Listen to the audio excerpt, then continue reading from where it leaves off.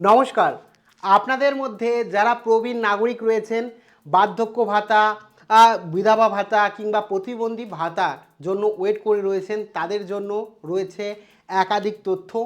এই মুহূর্তে কি ঘটছে এবং কি আপডেট রয়েছে, কারা পাবেন, কারা পাবেন না, কত টাকা পাবেন, ৩,০০০ টাকা না অ্যাকচুয়ালি ১,৫০০ টাকা, এ নিয়ে অনেকে অনেক ধরনের মন্তব্য করেছেন। তো আপনাদের এই মুহূর্তে দাঁড়িয়ে চূড়ান্ত ও আপডেট দেব বার্ধক্য ভাতা নিয়ে। আমি তো চাই এই ভাতার প্রকল্পের টাকা সর্বপ্রথম সকল প্রবীণ আমার গুরুজন যারা রয়েছেন তারা প্রত্যেকে পেয়ে যান, কারণ এই ভাতাটা আমার কাছে সবথেকে বেশি ইম্পর্টেন্ট। যাদের শারীরিক দক্ষতা এই মুহূর্তে নেই, বয়সের আড়ালে তারা এই মুহূর্তে শারীরিকভাবে সেরকমভাবে সুস্থ নয়, চিকিৎসা ক্ষেত্রে খরচ রয়েছে, সব মিলিয়ে আমার মনে হয় এই ভাতাটাকে সবথেকে বেশি গুরুত্ব দেওয়া উচিত এবং প্রত্যেকটি প্রবীণ নাগরিককে এই বার্ধক্য ভাতা, বিশেষ করে প্রতিবন্ধী ভাতা, যারা শারীরিকভাবে দুর্বল, এবং বিধবা ভাতা দেওয়া উচিত।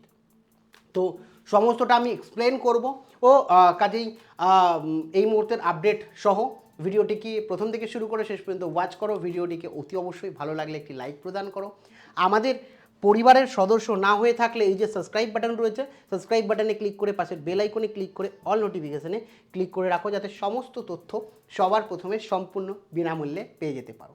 তো চলো সরাসরি শুরু করা যাক মেন টপিকে আসা মুহূর্তে বার্ধক্য ভাতা এবং নতুন যে আপডেট, যেখানে ৩,০০০ টাকার দাবি কিন্তু উঠছে। আমি বলেছি ক্যাবিনেট বৈঠকে একই সাথে রাজ্যে যে বিধানসভার মিটিং, সেখানে কিন্তু এই দাবি উঠেছে এবং যেখানে ১৫,০০০ টাকা বর্তমান পরিস্থিতি না ৩,০০০ টাকা অযৌক্তিক, এবং সরকার কি বলছে এবং ধাপে ধাপে কি নির্দেশিকা আসছে এখনও পর্যন্ত সমস্তটা বলবো। প্রথমেই বলে রাখি যে এখানে যে ৩,০০০ টাকার দাবি কেন অযৌক্তিক বা যৌক্তিক এবং কেন তুলনামূলক চিত্র একটু বলে রাখি। অন্নপূর্ণা ভাণ্ডার এবং লক্ষ্মীর ভাণ্ডার 25 থেকে 60 বছর বয়সী যারা রয়েছেন তারা পান। যাদের 25 বছরের থেকে বেশি বয়স, 60 বছরের থেকে কম বয়স, তারা অন্নপূর্ণা ভাণ্ডার বা লক্ষ্মীর ভাণ্ডার পেতেন, এখন অন্নপূর্ণা ভাণ্ডার পান। বার্ধক্য ভাতার কথা যদি বলি, 60 বছরের ঊর্ধ্বে যারা রয়েছেন, মানে আমার 60 বছরের ঊর্ধ্বে যে প্রবীণ দাদু দিদা রয়েছেন বা গুরুজন রয়েছেন, তাদের কিন্তু এই বার্ধক্য ভাতা দেওয়া হয়। এক্ষেত্রে যদি বলি 25 থেকে 60 বছর বয়সী যে মহিলারা রয়েছেন, তারা উপার্জনে এই মুহূর্তে সক্ষম এবং প্রচণ্ড প্রবীণ নয়, একেবারে ইয়ং একজন মহিলা, যেখানে তাদের শারীরিক সুস্থতাও যদি অন অ্যাভারেজ দেখি প্রত্যেকের বেশি, এবং তাদের ক্ষেত্রে তারা উপার্জনে সক্ষম হলে এবং শারীরিকভাবে সুস্থ হলেও তাদের ৩,০০০ টাকা মাসে সরকারি অনুদান হিসাবে রাজ্যের তহবিল থেকে দেয়া হচ্ছে। এদিকে যদি দেখি 60 বছরের আমার সেই বয়স্ক মানে গুরুজন বা দাদু দিদা যারা রয়েছেন, যারা অ্যাকচুয়ালি 60 বছরের পরে 70 বছর 65 বছর যাদের রয়েছে, যারা বয়সের ভারে দুর্বল, যে উপার্জনে অক্ষম এবং অন্যের ওপর নির্ভরশীল, কারণ 60 বছরের ওপরে আমাদের যে এই সময় এই প্রজন্মে আমরা দেখি কোনো না কোনো একজন পরিবারের একজন বয়স্ক থাকলে তার কোনো না কোনো রোগ, মানে যে পরিমাণ মানে এই মুহূর্তে যে খাদ্যে ভেজাল, যার কারণে 60 বছর হতে না হতেই একটা না একটা রোগের শিকার হয়ে যায়, যার কারণে প্রচুর পরিমাণ অর্থ কিন্তু চিকিৎসার ক্ষেত্রে বেরিয়ে যায়। তো সেক্ষেত্রে মাত্র ১,৫০০ টাকা যারা বয়সের ভারে দুর্বল এবং অর্থে উপার্জনে অক্ষম এবং অন্যের ওপর নির্ভরশীল, তাদের ১,৫০০ টাকা দেওয়া হচ্ছে। যারা উপার্জনে অক্ষম এবং সুস্থ ও স্বাভাবিক রয়েছেন, তাদেরকে ৩,০০০ টাকা দেওয়া হচ্ছে, যারা নিজের পায়ে নিজেই দাঁড়াতে পারেন। ঠিক আছে, যেখানে উপার্জনে সক্ষম ব্যক্তিরা 3,000 টাকা পাচ্ছেন এবং সম্পূর্ণভাবে অপরের ওপর নির্ভরশীল এবং তারা 1,500 টাকা পাচ্ছেন। এটা কোথাও না কোথাও মনে হয় যে অ্যাকচুয়াল মানে যারা প্রবীণ নাগরিক রয়েছেন, বার্ধক্য ভাতার দরুন নিজের আর্থিক সচেতনতা, নিজে আর্থিকভাবে নিজেকে সাবলীল করতে চাই, নিজের একটা সাম্মানিক যেটা 1,500 টাকা সেটা অনেকটাই কম, যার কারণেই কিন্তু দাবি উঠছে।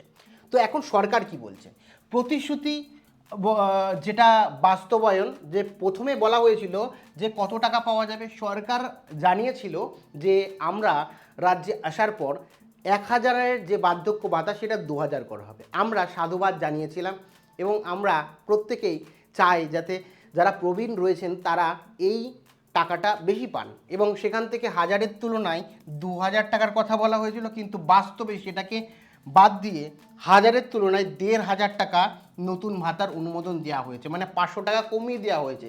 যে প্রকল্পে মানে যাদের অ্যাকচুয়াল প্রয়োজন, যাদের টাকাটার প্রয়োজন, তাদের উল্টে কমিয়ে দেওয়া হচ্ছে 52 থেকে, যে 2000 টাকার বদলে 1500 টাকা দেওয়া। যদিও আমরা যদি দেখি এই আগে যেটা দেওয়া হতো, আগের সরকার যেটা দিচ্ছে তার থেকে অনেকটাই বেশি, কিন্তু এদের আরও বেশি। যদি অন্নপূর্ণা ভাণ্ডারের সাথে কম্পেয়ার করি আমরা, তাহলে অনেকটাই দেখব। তো আগের প্রতিশ্রুতি অনুযায়ী 1000 টাকা পেতেন, এবং নির্বাচনের প্রতিশ্রুতি দিয়ে ভাতা বাড়িয়ে দ্বিগুণ অর্থাৎ 2000 টাকা করার কথা বলা হয়েছিল। কিন্তু বর্তমানে সিদ্ধান্ত হয়েছে বাজেট পেশের পর যে ভাতার পরিমাণ 500 টাকা বাড়িয়ে 1500 টাকা করা হয়েছে। আগামী মাস থেকে নতুন নিয়ম কার্যালয় হবে এবং টাকা পেতে শুরু করবে। এবার কথা হচ্ছে, তাহলে কি অন্নপূর্ণা ভাণ্ডারের মতো প্রবীণ নাগরিক যাদের অ্যাকচুয়াল প্রয়োজন তারা 3000 টাকা পাবেন না? এক্ষেত্রে বলে রাখি, প্রবীণ নাগরিকদের বেঁচে থাকার অঙ্কে 1500 টাকা কেন যথেষ্ট নয়? ডাক্তারের ফি রয়েছে, ধরে রাখুন 400 থেকে 500, যদি একবার মাসে ভিজিট করতে যায়, ডাক্তার দেখাতে যায়, এখন 500 টাকার নিচে ডক্টরের ভিজিট নেই। একই সাথে মাসিক ওষুধ, যারা মোটামুটি 60-65 বছরের হয়ে গেছেন বা তার উপরে, তাদের ন্যূনতম 1000 টাকার আর ওষুধ লাগে। যাদের সুগার রয়েছে, প্রেশার রয়েছে, তাদের ক্ষেত্রেই আরও বেশি। কারণ এই মুহূর্তে দাঁড়িয়ে যে ওষুধের যা দাম, যাদের পরিবারে একজন বৃদ্ধ রয়েছে বা বৃদ্ধা রয়েছে তারাই জানে যে তার মাতা পিতা বা ঠাকুমা দাদুর কত খরচ হয়ে থাকে, ঠিক আছে। এবং যারা প্রবীণ নাগরিক রয়েছে, যাদের 60 বছরের ঊর্ধ্বে, তারাই জানে। তো মোট 1500 টাকার মধ্যে এই তাদের চিকিৎসার খরচটাই আসছে না। তো সেক্ষেত্রেই কিন্তু দাবি উঠছে, এবং একজন ডক্টর কিন্তু এই দাবি জানিয়েছেন যে খরচগুলো বাদ পড়েছে সেগুলো যাতায়াতের খরচ, পুষ্টিকর খাবার, সেগুলো তো 1500-এর মধ্যে হচ্ছেই না। ডাক্তার দেখানোটাই আসছে না 1500-এর মধ্যে। যদি মাসে একবারও ডাক্তার দেখাতে যায়, সেখানে ভিজিট রয়েছে কিন্তু 500 টাকা। তো এক্ষেত্রে অর্থের বাইরে 3টি বড় সমস্যা। পুরনো প্রেসক্রিপশনের ফাঁদ, যে একজন ডাক্তার যে ক্যাবিনেটে পরিষ্কারভাবে জানিয়েছে নতুন করে 500 টাকা দিয়ে ভিজিট দেখাতে হবে বলে, 2-3 মাসের পুরনো। এমন অনেকে রয়েছে যারা 1 বছরের পুরনো যে প্রেসক্রিপশন রয়েছে সেটা দেখেই ওষুধ খাচ্ছেন। হয়তো তার রোগটা হয়তো ঠিক হয়ে যাবে বা ওষুধ চেঞ্জ করতে হবে, সে এই টাকা আরও দিতে হবে, টাকা না থাকার কারণে আর ডাক্তারই দেখাতে যায় না, সেম ওষুধ খেয়ে যায় দিনের পর দিন। যেখানে সমস্যা হচ্ছে। একই সাথে ব্যাংকের দূরত্ব, গ্রাম অঞ্চলে 3 থেকে 4 কিলোমিটার দূরে বয়সের কারণে বারবার যাতায়াতে অন্তত কষ্টকর। জানেন, বয়স হয়ে গেলে দূরে গিয়ে ব্যাংক থেকে টাকা তোলা কষ্টকর, যার কারণে ব্যাংকের দূরত্বটাও মাথায় রাখতে হবে সরকারকে। এবং বায়োমেট্রিকে ব্যর্থতা, লুকিয়ে থাকা ফি।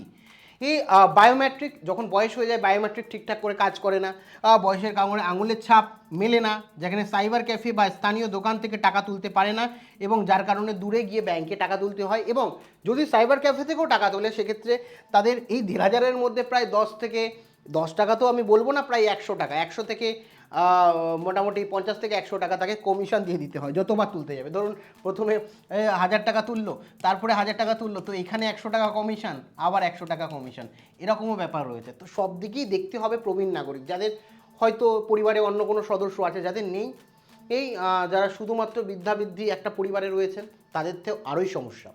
এবার বলে রাখি, চিকিৎসার দৃষ্টিভঙ্গিতে সম্মানের সাথে বেঁচে থাকার অধিকারও তাদের রয়েছে।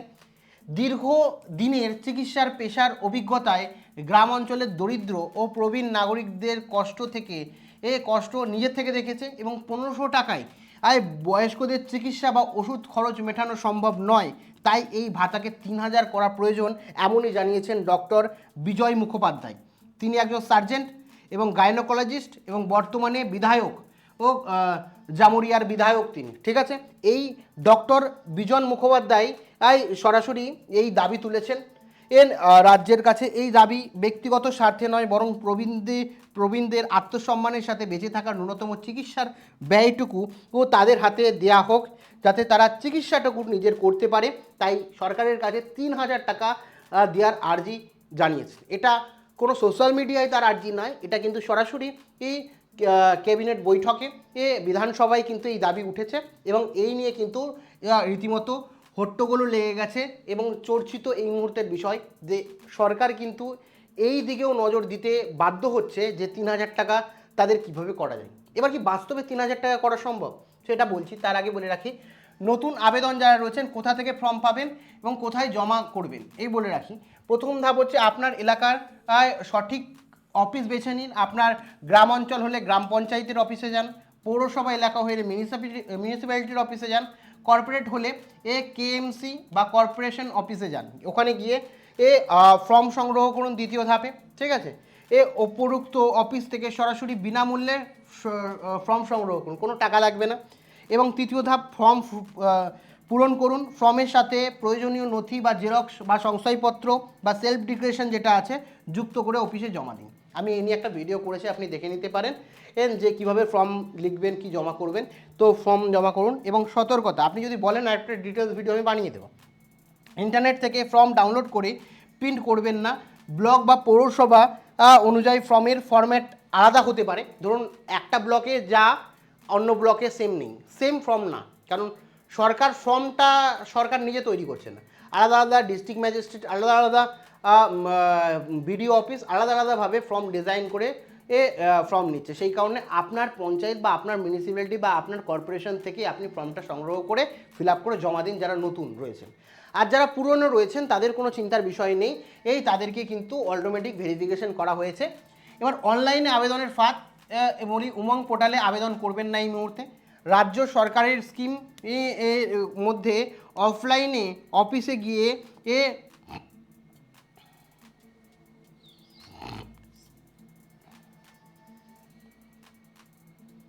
রাজ্য সরকারের স্কিম, সেই কারণে সঠিক পদ্ধতি হচ্ছে অফলাইনে স্থানীয় অফিসে গিয়ে আপনি পূরণ করুন, যাতে খুব তাড়াতাড়ি প্রসেস হয় এবং যাচাই হয় এবং আপনার টাকাটা আপনি পেয়ে যান। কেন্দ্রীয় স্কিমকে ইগনোর করুন এই মুহূর্তে। কেন্দ্রীয় যারা রয়েছে সেটা উমঙ্গে গিয়ে কেন্দ্রীয় স্কিম, ওটাও একটা বৃদ্ধ ভাতা, তো ওটাই করতে যাবেন না। ওখানে ভাতার পরিমাণ কিন্তু খুব কম রয়েছে। তো সেই কারণে আপনি কিন্তু চেষ্টা করবেন যে রাজ্য সরকারের যে স্কিম আছে সেটা অফলাইনেই এখন আবেদন চলছে এবং অফলাইনেই আপনারা কিন্তু আবেদন করুন।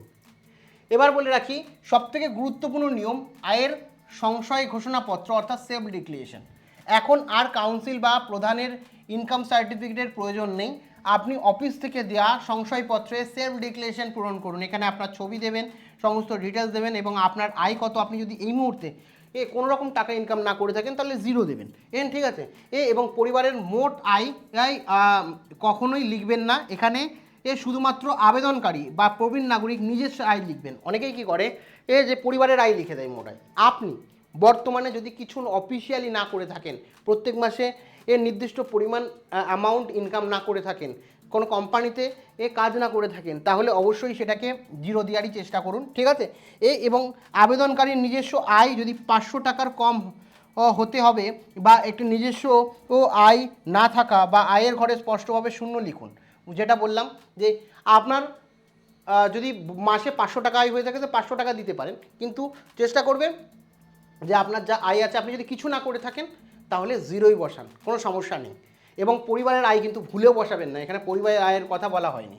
যারা ইতিমধ্যে ভাতা পাচ্ছেন তাদের কি করণীয়? আপনি যদি নিয়মিত 1000 টাকা পেয়ে থাকেন তবে আপনাকে নতুন করে ফর্ম জমা দেওয়ার কোনো প্রয়োজন নেই। আপনার ভাতা স্বয়ংক্রিয়ভাবে 1500 টাকায় চলে যাবে। ঠিক আছে, টাকা না ঢুকলে ব্যাংকে গিয়ে 3টি বিষয় নিশ্চিত করুন। আপনার অ্যাকাউন্টে অ্যাক্টিভ আছে কিনা বা চালু আছে কিনা, যদি চালু না থাকে কেওয়াইসি জমা দিন। আর কেওয়াইসি ব্যাংকের সাথে আধারের সাথে প্যান কার্ডের লিঙ্ক আছে কিনা দেখুন এবং আপনার অ্যাকাউন্টে ডিবিটি লিঙ্ক আছে কিনা। আপনার এখন না সরকার আধার কার্ড, বুঝলেন, আধার কার্ডের সাথে ব্যাংক অ্যাকাউন্ট লিঙ্ক করে দেয়।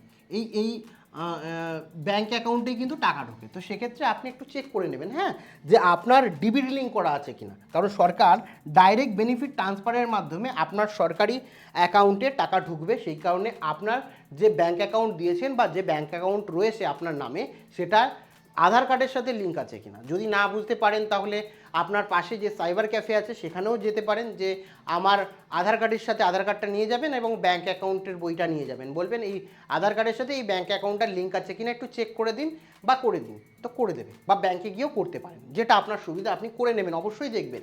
কারণ সরকার কিন্তু এখন ডাইরেক্ট ব্যাংক অ্যাকাউন্টে টাকা দিচ্ছে না, ডাইরেক্ট বেনিফিট ট্রান্সফারের মাধ্যমে সরাসরি ব্যাংক অ্যাকাউন্টে টাকা দিচ্ছে।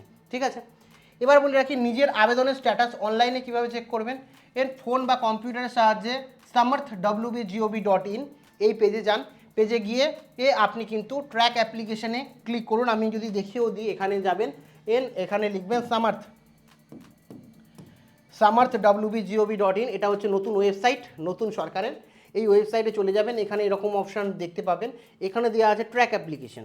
এই ট্র্যাক অ্যাপ্লিকেশানে ক্লিক করবেন। ক্লিক করে এইখানে আপনার স্কিম, যে স্কিম রয়েছে ওল্ড এজ পেনশন, দেখুন অনেক ওল্ড এজ পেনশন রয়েছে, এর মধ্যে ওল্ড এজ পেনশন আপনি ক্লিক করলেন। এখানে আপনি বেনিফিশিয়ারি আইডি যদি জানেন বেনিফিশিয়ারি আইডি দিয়ে, ফোন নাম্বার যদি জানেন ফোন নাম্বার দিয়ে, আধার কার্ড যদি জানেন আধার কার্ড নাম্বার দিয়ে, সবথেকে ভালো কি আধার কার্ড নাম্বার দেবেন। এবার আধার কার্ডের 12 ডিজিট এখানে দিয়ে দেবেন এবং এখানে দেখুন লেখা রয়েছে, আপনি যদি বুঝতে না পারেন চেঞ্জ করতে পারেন, 21 + 3 কত হবে, এখানে 24 আপনি এখানে লিখে দেবেন। লিখে সার্চে ক্লিক করলে আপনি আপনার স্ট্যাটাস দেখতে পারবেন যে আপনি পেমেন্ট পেয়েছেন বা কবে থেকে পেমেন্ট পাবেন, সমস্ত ডিটেলস কিন্তু এখানে আপনাকে দেখিয়ে দেবে, ঠিক আছে। এবং স্ট্যাটাস যদি অ্যাপ্রুভ পেন্ডিং দেখায় তার মানে ভেরিফিকেশান আর ভেরিফাইড হয়েছে কিন্তু অ্যাপ্রুভ পেন্ডিং রয়েছে, মানে 100% সঠিক হয়েছে, সরকার অনুমোদন শুধু নেই, কোনো ভুল নেই। তার মানে রাজ্য সরকার টাকা দেওয়ার একটি নির্দিষ্ট বার্ষিক শূন্যপদ বা কোটা আছে। তো বর্তমানে ওই কোটা যদি পূর্ণ হয়, পুরনো প্রাপকদের মধ্যে কেউ মারা গেলে সেই তালিকা থেকে নাম বাদ গেলে তবেই এই তালিকায় অন্তর্ভুক্ত হবে, না হলে আপনাকে এই মুহূর্তে ওয়েট করতে হবে, ঠিক আছে। এবার বলে রাখি এক নজরে প্রয়োজনীয় তথ্য ও বর্তমানে আপনাকে 1000 টাকায় দেওয়া হচ্ছে, নতুন দাবি উঠেছে কেবলমাত্র 3000 টাকার। এবার সরকার যদি চায় 3000 টাকা দিতেই পারে, কারণ এই মুহূর্তে ডবল ইঞ্জিন সরকার। একই সাথে সরকার আর 0 ইন্টারেস্টেও কিন্তু লোন পাবে এই মুহূর্তে, যেহেতু ডবল ইঞ্জিন সরকার, সেক্ষেত্রে বাজেটও বাড়িয়ে দিতে পারে। তো সরকারের হাতে সমস্ত রয়েছে প্রসেস। আর বাড়ালে আমি তো বলবো, আর আমি এটাকে সাধুবাদ জানাই যে আপনারা 1500-এর পরিবর্তে 3000 টাকায় দেওয়া উচিত। বাদ বাকি আপনাদের মন্তব্য কি অবশ্যই জানাবেন যে আপনাদের 1500-ই ঠিক আছে না 3000 দেওয়া উচিত, অবশ্যই কমেন্টে জানান। কারণ অন্নপূর্ণা ভাণ্ডারের সাথে যদি কম্পেয়ার করি, আমার মনে হয় 1500 টাকাটা না 3000 টাকাটাই দেওয়া উচিত। আয় লিখবেন, আয় না থাকলে আয় শূন্য লিখবেন। অনেকে আয় ভুলবশত পরিবারের আয় দিয়ে দিয়েছে, মানে আপনার ছেলে ধরুন আয় করে 1 লাখ টাকা মাসে, তা আপনি দিয়ে দিলে কিন্তু আপনি বাতিল হবে। আপনার পরিবারে কে কী করে, বার্ধক্য ভাতা এগুলো দেখা হয় না, সেক্ষেত্রে আপনার নির্দিষ্ট আয়টাই দেবেন। এবং যারা নতুন আবেদন রয়েছেন শুধুমাত্র অফলাইনে আবেদন করবেন, পঞ্চায়েত, পৌরসভা বা কর্পোরেশনে গিয়ে। একই সাথে পুরনো প্রাপক যারা রয়েছেন তাদের আবেদনের কোনো দরকার নেই, শুধু ব্যাংকের কেআইসি বা ডিবিডি ঠিক করুন। যে ব্যাংকের ডিটেলস দিয়েছেন, যে ব্যাংক আধার কার্ডের সাথে ব্যাংকের লিঙ্ক রয়েছে, সেই ব্যাংকের লিঙ্ক সমস্তটা ঠিকঠাক আছে কিনা সেটা চেক করুন। যদি চালু না থাকে ব্যাংক অ্যাকাউন্ট, তাহলে কেওয়াইসি করুন। আর আদারওয়াইজ কিন্তু ডিবিডি লিঙ্কও করে রাখুন, যারা করেননি তাদের কাছে অনুরোধ। তো এই হচ্ছে আপনাদের পুরো বিষয়। এখনও পর্যন্ত সরকারের কাছে আমারও অনুরোধ থাকবে, রাজ্যের প্রবীণ নাগরিক যারা আমাদের দেশের জন্য এতদিন করে এসছে, তাদের যাদের সবথেকে বেশি প্রয়োজন, যারা তাদের ওষুধ এবং অন্যান্য প্রয়োজনীয় জিনিস যেটা নিজেরা এই বয়সের কারণে করতে পারে না, তাদের কথা মাথায় রেখে অন্নপূর্ণা যোজনার তুলনামূলকভাবে যদি আমরা দেখি, তাহলে এদেরও কিন্তু 3000 টাকা পাওয়া উচিত। বাদবাকি আপনারাও সরকারের কাছে দাবি জানাতে পারেন সোশ্যাল মিডিয়ায় বা কমেন্ট সেকশানেও আমাকে লিখতে পারেন যে কী কী কারণে আপনাদের 3000 টাকা দেওয়া উচিত এবং আপনাদের কোন ক্ষেত্রে কত টাকা খরচ হয় এবং আপনাদের চিকিৎসার খরচ কত, সেটাও কমেন্ট সেকশানে লিখে জানাতে পারেন, যাতে সমস্ত মানুষজন আপনাদের যে সমস্যা সেই সমস্যার কথা জানতে পারে। Thank you.